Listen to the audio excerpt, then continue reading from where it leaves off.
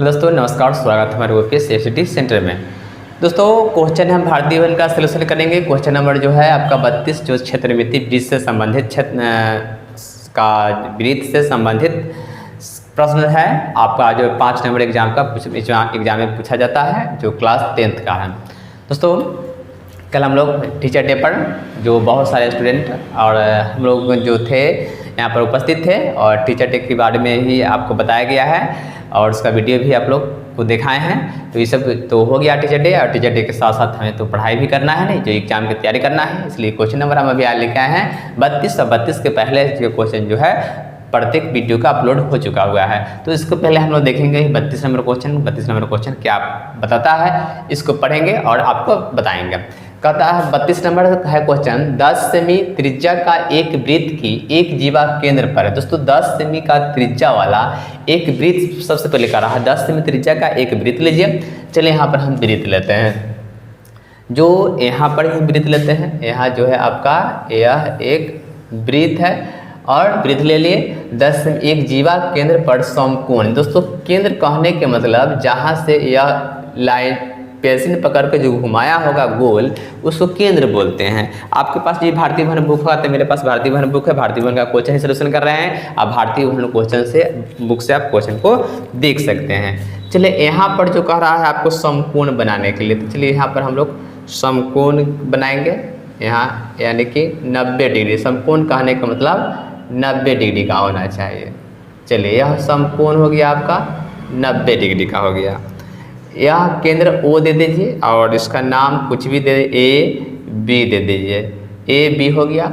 अब त्रिज्या जो दे रखा है यानी कि आर बराबर जो आपको दे रखा है 10 सेमी, यहाँ देखिए दिया हुआ है 10 सेमी, और ए भी जो दे रखा है 10 सेमी, और थीटा कहने की मतलब समकोण है तो 90 डिग्री का होना चाहिए। चले यहाँ पर तो हम लोग लिख लीजिए। अब इसको हम लोग बोलते हैं, नीचे वाला भाग को जीवा बोलते हैं, और इसको जो काट के आएगा उसको हम लोग बोलते हैं वृत्तखंड। क्या बोलेंगे? वृत्तखंड। सॉरी, लघु वृत्तखंड या वृत्तखंड वही होगा, लघु वृत्तखंड बोलते हैं। और इसको बोलते हैं दीर्घ वृत्तखंड, दीर्घ वृत्तखंड खंड। यह हो गया आपका। अब इसमें हम हल करेंगे क्वेश्चन को, तो सबसे पहले आप फिगर को तो समझ लिए ना। एक नंबर है लघु वृत्तखंड, दूसरा है दीर्घ वृत्तखंड। दोस्तों तो लघु वृत्तखंड का क्षेत्रफल निकालेंगे और उसके बाद वृत्त का क्षेत्रफल निकाल देंगे, और लघु वृत्त का क्षेत्रफल में से लघु वृत्त का क्षेत्रफल को माइनस कर लेंगे, वही मेरा आ जाएगा दीर्घ वृत्त का क्षेत्रफल। इसका आंसर 2 को होगा। चलिए यहाँ पर हम सॉल्व करते हैं। यहाँ पर इधर से नहीं बनता है, चलिए यहाँ लिखते हैं, यहाँ लिखते हैं हल। हल तो आपका यहीं से होगा क्योंकि फिगर तो यहाँ नहीं निर्माण हो गया। आप सबसे पहले रखेंगे दिया हुआ है, दिया हुआ है, जो दिया हुआ है इसे लिख लीजिए। आर के बराबर दिया हुआ है 10 सेमी, और थीटा बराबर जो दे रखा है 90 डिग्री, तो थीटा बराबर हम लोग 90 डिग्री लिख लिए।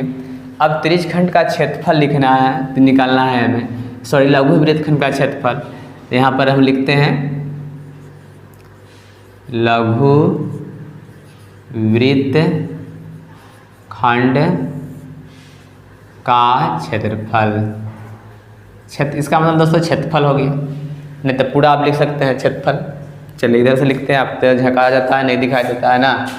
तो होता है सूत्र r², ये हो जाता है पाई थीटा बटा 360 माइनस 1/2 साइन थीटा होता है, इतना होता है। चलिए तो इसको आप सलूशन करते हैं। आर के जगह पर हम लोग क्या लिखेंगे? यहाँ पर देखिए 10, तो यहाँ 10 का स्क्वायर, और ये गुणांक होता है, पाई के मान दे रखा है देखिए 3.14, तो यहाँ पर हम लोग लिखेंगे 3.14 ना हो गया, और बट्टा में 360 तो 360 होगा, और थीटा है तो थीटा की जगह पर क्या लिखेगा 90 डिग्री, तो यहाँ पर हम लोग लिख देते हैं 90 डिग्री। माइनस ये है तो माइनस 1/2, और साइन का साइन रहेगा, और थीटा की जगह पर लिखाएगा आपका 90 डिग्री। चलिए इतना तो कर लिए। अब हो जाएगा 9 चौका 36, 4 मिनट तो कट जाएगा, तो हो जाएगा 10 × 10 यह हो जाएगा आपका 3.14/4 माइनस 1/2 और साइन 90 का मान होता है 1, तो साइन 90 का मान हमने लिख दिए। चलिए इतना तो कर लिए ना। अब 10 गुने 10 रहने दीजिए, 10 में 10 हो गया।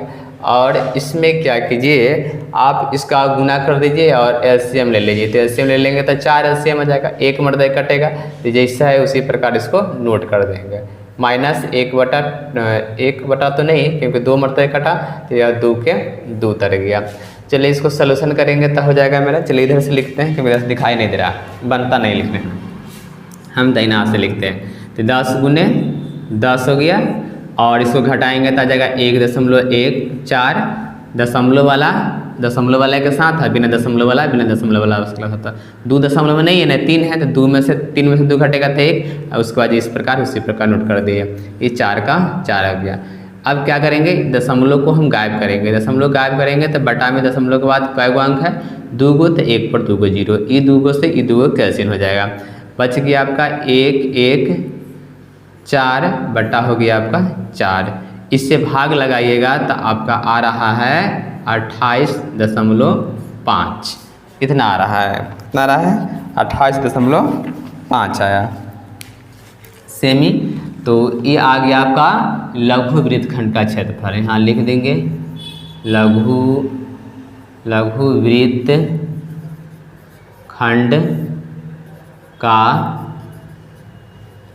वृत्तखंड का क्षेत्रफल जो हो गया आपका 28.5 सेमी स्क्वायर। एक आंसर आपका यही हो गया। दूसरा का क्या कह रहा है, दूसरा कह रहा है दीर्घवृत्त का क्षेत्रफल। तभी क्या बताए हैं, वृत्त का क्षेत्रफल निकालेंगे, उसमें से इसको माइनस कर लेंगे, वही जो आ जाएगा लघु वृत्तखंड का क्षेत्रफल। चलिए तो इसको हम सॉल्व करते हैं। इधर की ओर लिखेंगे हम लोग दीर्घवृत्तखंड का क्षेत्रफल, या वृत्त का क्षेत्रफल लिखिए ना। वृत्त का क्षेत्रफल होता है पाई आर स्क्वायर। पाई का मान दे रखा है 3.14 और आर के मान है 10, तो 10 का स्क्वायर लिखेंगे। ये हो जाएगा 3.14 गुने 10 गुने 10। तो इसको 2 0 से 2 0 एक कैंसिल हो गया, बच गया 3 1 4 सेमी स्क्वायर, इतना आ गया। अब इसमें से माइनस कर लेंगे, इसको लिखेंगे हम लोग दीर्घवृत्तखंड का क्षेत्रफल। दीर्घवृत्तखंड का क्षेत्रफल तो लिखेंगे 314 माइनस 28.5 सेमी स्क्वायर, इतना आया। घट के जो आ गया आपका 285.5 सेमी, यही आपका क्या हो गया, आंसर हो गया। तो इस प्रकार क्वेश्चन नंबर जो हुआ आपका कंप्लीट हुआ। तो क्वेश्चन नंबर जो है आपका कितना है, क्वेश्चन नंबर जो था आपका 32 था। तो वीडियो को पूरा देखिए तभी आपको समझ में आएगा, और वीडियो को क्या बोलते हैं, नहीं तो स्क्रीनशॉट ले लीजिए। समझा देते हैं, समझ लीजिए। 10 सेमी त्रिज्या वाला, तो 10 सेमी त्रिज्या इसको बोलेंगे या इसको, ये हो गया। और समकोण कहा, एक जीवा केंद्र केंद्र से समकोण 90 डिग्री का बना लिए फिगर, और उसके बाद जो फार्मूला लगाए और इसको सॉल्यूशन किए, तो इस प्रकार आपका क्वेश्चन सॉल्व होकर आया। और इसमें से क्या बोलते हैं, वृत्त का क्षेत्रफल में से जो लघु वृत्तखंड का क्षेत्रफल था उसको माइनस कर लिए, वही मेरा दीर्घ वृत्तखंड का क्षेत्रफल आ गया। तो